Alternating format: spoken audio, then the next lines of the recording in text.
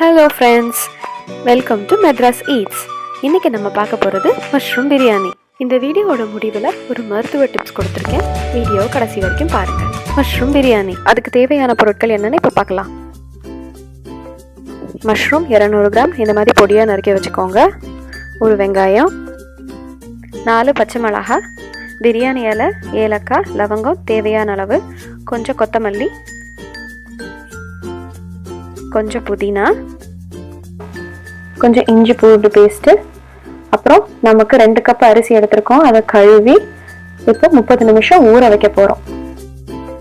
2 தக்காளியை பொடியாக நறுக்கி வச்சுருக்கேன். எடுத்த வெங்காயத்தை நீளமாக நறுக்கி வச்சுருக்கேன். இப்போ குக்கர் எடுத்து கொஞ்சம் நல்லெண்ணெய் விட்டு 1 ஸ்பூன் நெய் சேர்த்துக்கிட்டு இப்போ நம்ம எடுத்து வச்சுருக்க பிரியாணி இலை, ஏலக்காய், கிராம்பு எல்லாத்தையும் போட்டு நல்லா இப்போ வதக்கிக்க போகிறேன். இது கொஞ்சம் வதங்கினதும் நம்ம நறுக்கி வச்சிருக்க வெங்காயத்தை ஆட் பண்ணி அதையும் சேர்த்து வதக்கிக்க போகிறேன்.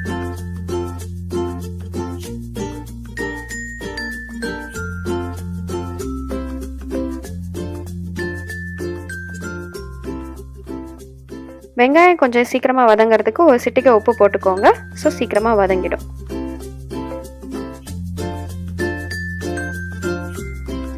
வெங்காயம் கொஞ்சம் வதங்கினதும் 1 ஸ்பூன் இஞ்சி பூண்டு பேஸ்ட்டு போட்டு நல்லா வதக்கிக்கோங்க.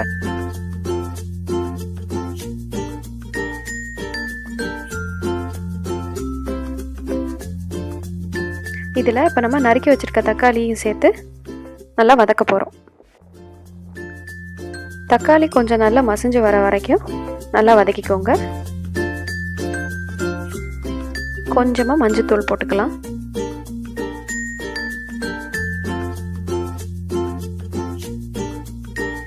நறுக்கி வச்சிருக்க பச்சை மிளகாவையும் இதில் சேர்த்து நம்ம இப்போ வதக்கி விட போகிறோம்.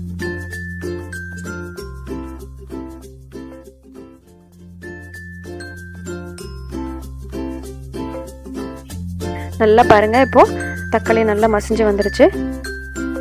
இப்போ இதில் நம்ம நறுக்கி வச்சிருக்க மஷ்ரூமை ஆட் பண்ணிக்க போகிறோம். அதை நல்லா சேர்த்துட்டு அதனால் கிளறி விட்டுக்கலாம். வதங்க கொஞ்சம் தண்ணி விடும். அந்த தண்ணி வத்துறது தான் நமக்கு மஷ்ரூம் வெந்துருச்சா இல்லையாங்கிற பக்குவம் தெரியும். தண்ணி நல்லா வத்துற வரைக்கும் நம்ம வதக்கிக்கிட்டே இருக்க வேண்டியது தான்.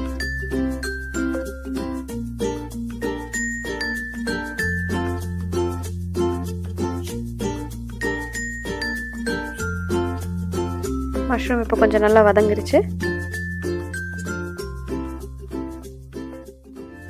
இந்த சமயத்தில் நம்ம 1 ஸ்பூன் மிளகாத்தூள் ஆட் பண்ணிக்கலாம். இது உங்களோட தேவைக்கேற்ப நீங்கள் ஆட் பண்ணிக்கலாம். இது கரம் மசாலா 1 ஸ்பூன் ஆட் பண்ணிக்கோங்க. இப்போ இதெல்லாம் போட்டு நம்ம நல்லா வதக்கி விட போகிறோம். மிளகாத்தூள் உங்களோட காரத்துக்கு ஏற்ற மாதிரி நீங்கள் அதிகமாகவோ இல்லை குறைச்சோ பண்ணிக்கலாம். ஏன்னா 4 பச்சை மிளகாய் ஏற்கனவே சேர்த்துருக்கோம்.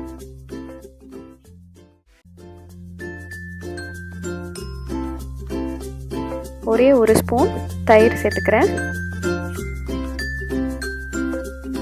ஏற்கனவே 2 தக்காளி போட்டிருக்கோம். ஸோ தேவையான அளவுக்கு தயிர் சேர்த்துக்கோங்க. இப்போ ஏற்கனவே எடுத்து வச்சுருக்க புதினாவையும் கொத்தமல்லியையும் சேர்த்து நல்லா வதக்கி விட்டுக்கிறேன்.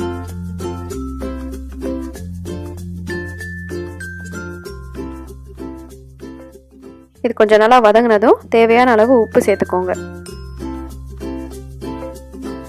ஒரு வதக்கிட்டு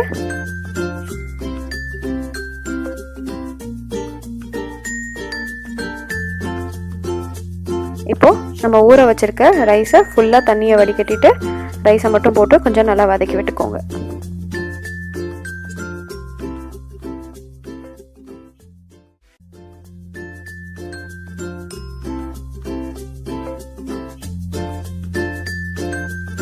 நம்ம 2 கப்பு ரைஸ் விட்டுருக்கிறதுக்கு நம்ம அதே அளவு சமமான அளவுக்கு தண்ணியை விட்டு நல்லா கொஞ்சம் வதக்கிட்டு 1 விசில் நம்ம விட போகிறோம்.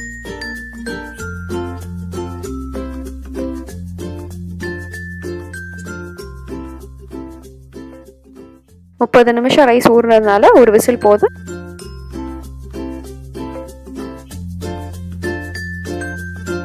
இப்போ ரைத்தா எப்படி பண்ணுறதுன்னு பார்ப்போம். கொஞ்சம் தயிரில் உப்பு சேர்த்து நான் இப்போ கலந்து வச்சுருக்கேன்.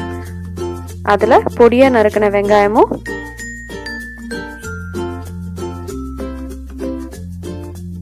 பொடியாக நறுக்கின வெள்ளரிக்காயையும் சேர்த்து இப்போ கலந்து விட போகிறேன். ரொம்ப சிம்பிளான ரைத்தா தான், இதுக்கு தாளிப்புலாம் எதுவும் தேவையில்லை.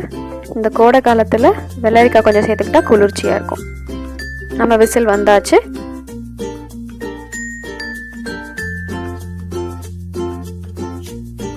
பாருங்க எவ்வளோ ஒட்டாமல் உதிர உதிர நம்ம பிரியாணி வந்திருக்கு.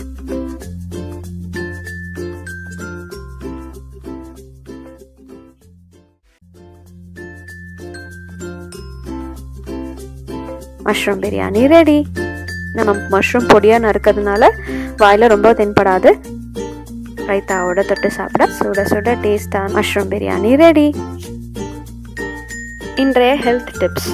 காஃப் அண்ட் கோல்டு, இருமல் சளிக்காக பார்க்க போகிறோம். அதுக்கு தேவையானது 2 ஸ்பூன் கடுகு, 10 மிளகு. இதை நல்லா ட்ரை ரோஸ்ட் பண்ணிவிட்டு அதை நம்ம பொடி பண்ணி வச்சுக்குவோம். 1 கப்பு தண்ணியில் இந்த பொடியை போட்டு 1/2 கப்பு ஆகிற வரைக்கும் கொதிக்க விடணும். கொதித்த தண்ணியை நம்ம வடிகட்டி 2 தடவை நீங்கள் 3 நாளைக்கு கண்டினியூஸாக குடிச்சிட்டு வந்தீங்கன்னா உங்களுக்கு சளி இருமல் காணாமலே போயிடும். இதில் உங்களுக்கு தேவைப்பட்டால் கொஞ்சம் தேன் இல்லாட்டி பனங்கற்கண்டு சேர்த்துக்கோங்க. இந்த வீடியோ உங்களுக்கு ரொம்ப பிடிச்சிருந்ததுன்னா லைக் பண்ணுங்கள், ஃப்ரெண்ட்ஸுக்கு ஷேர் பண்ணுங்கள், என் சேனலுக்கு சப்ஸ்கிரைப் பண்ணுங்கள். நன்றி, வணக்கம்.